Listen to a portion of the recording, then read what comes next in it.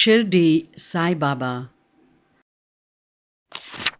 Long, long ago, in the small village of Shirdi, a young boy of 16 was seen meditating under a neem tree. The villagers were puzzled to see such a young boy dressed as a fakir and said, "What is this young boy atoning for?" They flocked to the tree and were struck by the boy's pious nature. Impressed by his devotion, they accepted him into their community. They did not know where this boy came from or when he was born. They did not even know what religion he belonged to, but he was accepted as a divine being. Around 1854, he left Shirdi. One day, as he was meditating, he met a man who was searching fervently for something. That man was Chandbhai, the chief of Dhopkere village. When Baba saw him, he said, "You look tired, Chandbhai. What are you looking for?" Chandbhai was surprised that Baba knew his name. He said, "Sir, I have lost my mare, and I have been searching for it since 3 days. Have you seen it?" Baba looked up and said, "Yes, there it is, grazing in the meadow." Chandbhai was joyful when he found his mare. He thought, "This is no ordinary person." He told everyone of Baba, and the villagers flocked to see him. One day, Baba returned to Shirdi with a marriage procession. On reaching the Khandoba temple at the edge of the village, the priest looked at him and said, "Aao Sai, welcome Sai." From that day on, he was known as Sai Baba. Sai Baba stayed on at Shirdi. At first, he lived under a neem tree and begged for food. He then began staying at the mosque, which was later called Dwaraka Mai. He slept on a piece of sackcloth with a brick as his pillow. He always declared that fakiri, holy poverty, was far superior to worldly richness. He was no ordinary fakir, but an Avataar, incarnation of a very high order.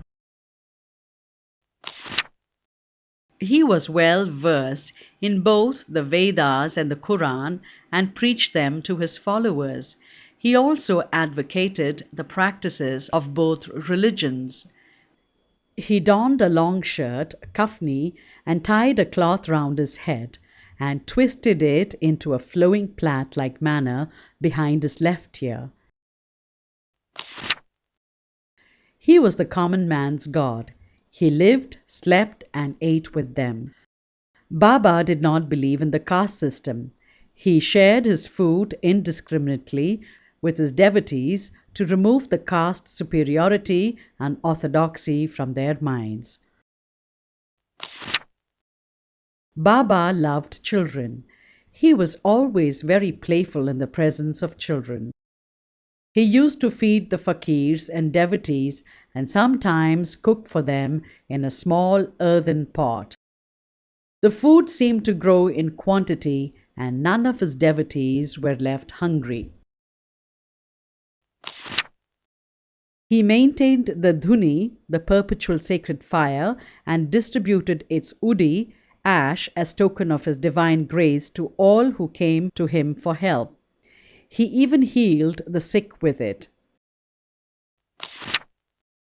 Baba used to freely distribute all the money that he received to the poor, sick, and needy. This was Baba's method of testing the devotee's attachment to material things and their willingness to surrender.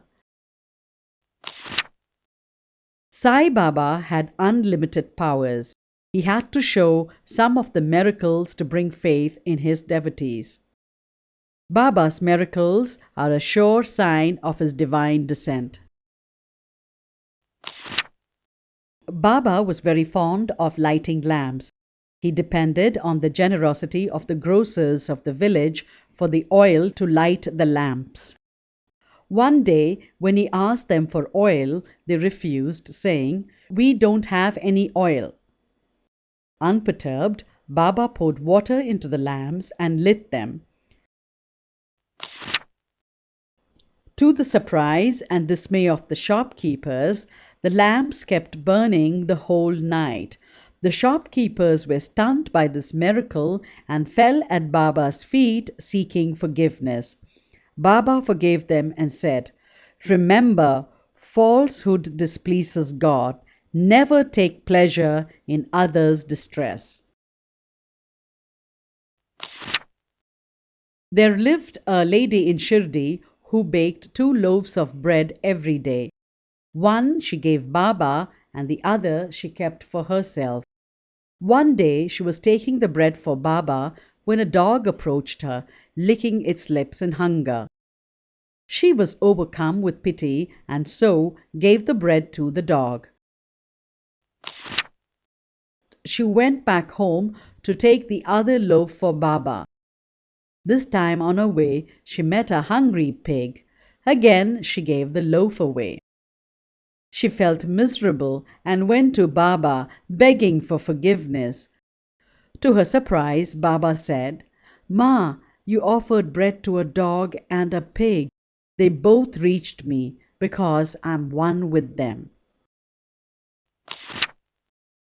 On 15th October 1918, his devotees mourned the loss of their beloved master. His teachings are still advocated and his spirit lives on in the heart of his devotees. It is amazing that even today an ever-increasing number of people hear and experience the same blessed, intimate and powerful assurance. Why fear when I'm here?